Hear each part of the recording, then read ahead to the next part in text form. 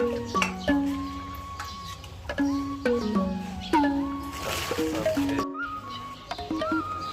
းလုံးမင်္ဂလာပါဗျဒီကနေ့2ရက်နေ့ရဲ့ကုသိုလ်ရှင်ကတော့စာမျိုးကျဲဦးအလူရှင်ကတော့ကိုပြည့်ဖြိုးခွေမတ်ချယ်ရီဆိုတားဖြစ်တဲ့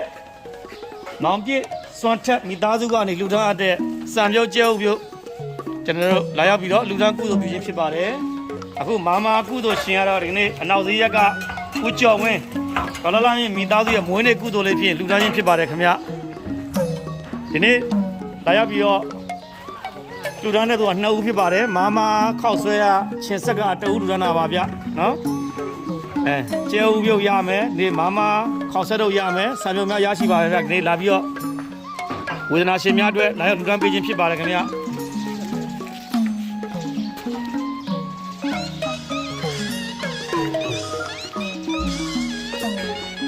တော့ရှင်ပါလေ